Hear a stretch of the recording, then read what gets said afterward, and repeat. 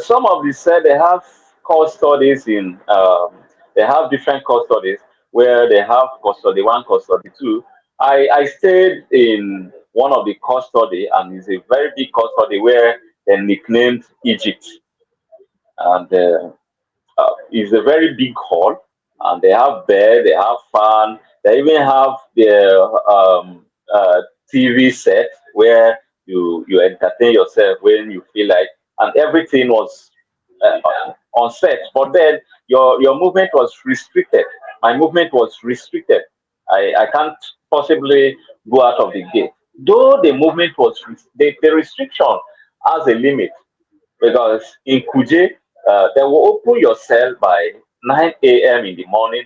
And for people who are learning how to sew clothes, that the tailors, the shoemakers, you go to your several different workplaces, and you stay there. For people, you feel like maybe you want to enroll yourself uh, to get a degree or master's degree in the National Open University, the Kuje campus.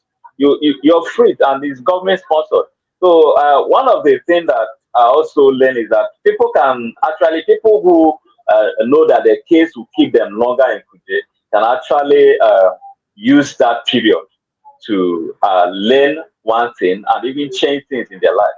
So there is restricted freedom in Kuje, if there is a word like restricted freedom. Mm. So how many people estimate of people in Egypt? We in Egypt we used to have about 196, 198, and the number is always going off and on, because at the time you see people going, maybe they're on bail, they will be bailed out and all that. But everybody had somewhere to sleep. Yeah, everybody has somewhere to sleep, and though there is also Kuje is in Nigeria, and we know the Nigerian culture. If you don't have the money, there is nothing for you. So for people, if you're coming in and you have the money to pay, they will give you a better place. They will give you a better place. Like when I entered there. I was introduced to the head of that particular custody. They call them the head of the custody. They call them Sariki. So Sariki is the king. If it is in Igbo, you call him Igwe. So the Sariki takes care of everything. So Sariki is in charge of assigning bed space to new inmates. So as if you're a new inmate and you're brought to Kuje, if you don't have the money to pay them, one is that you're not going to have a bed space. You'll be sleeping on the ground. You'll be sweeping every morning. You do other work that they will subject you to do. But then because I had the money, they named their price, and I had to pay because I needed my own comfort. I was taken to a better place inside the cell where I stayed till I came out. Was there any important person that you met in there? Any prominent detainee? Yes, while I was there, though I didn't have personal interactions with them, while I was there, they brought the former governor of Anambra State, Dr. Chris Ngige, So Egypt. to that place. Yeah, no, not to Egypt. Okay. They have another custody attached to the facility clinic. So that's where he was. But then we used to see, maybe when we were walking around through during the evening time, we used to see him wave.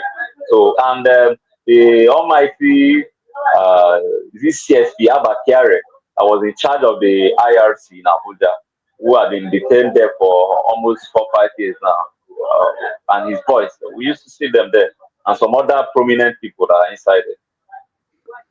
Okay. So do you have a day? What's a typical day like? You wake up in the morning. What were you doing? You have regiments of things to do? Yeah, the this thing, the rudiment for the day was then the first time I came inside the today, I decided to, because I am a journalist, I have to also practice to an extent my journalism in the prison. I start conversation with people. What brought you here? What have you been doing? What is going on your case? And after the first week, I switched to reading books. And one of the books I read was a book written by one of the inmates there. I can't really recognize his name now, recall his name, I mean. But then it was a letter to Mr. President. The first day I saw that book at the entrance of the custody library, I was interested. I bought the book and I started reading it. So one thing I do, my daily routine is wake up in the morning. After the morning prayer, I read my Bible because I am a Christian. I also meditate. Then I will pick up the book after my morning food, then read, because I was not part of those people learning how to make shoes, sew clothes, and other stuff. So I dedicate my time to adding knowledge to myself. So what I do is I read those books uh, for some time, and I will go outside. If there is a church service, I will attend the service, then come back to relax. You talked about food. What kind of food were you served?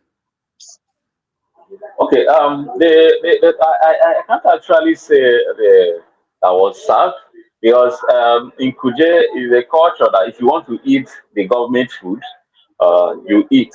Or if you prefer to feed yourself, you can do it so long as you can foot the bill.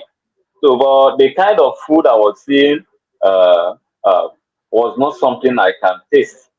So I never tested the government food, both the beans and the one they call the gamza, which is a kind of corn feed. I've never tested it. Or people eat the food and I see them eat it. But then it's something I couldn't take while in prison. So you were buying your own food. Yes, I was. Why not? How do you do that? I mean, you don't have the money. Is it your family that brought money and negotiated that? How is it done?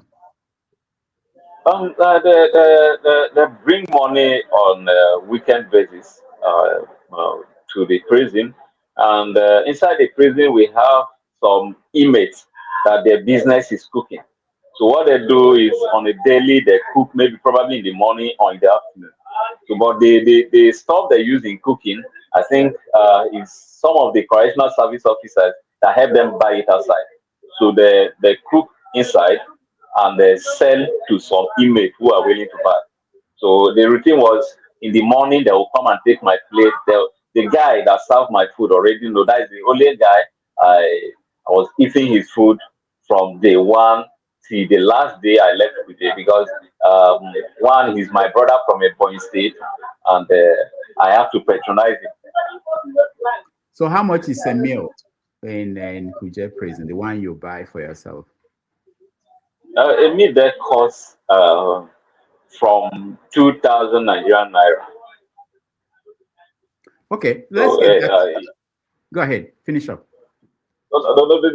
from 2,000, maybe 2,500, 3,000, but it depends on whether you want to buy fish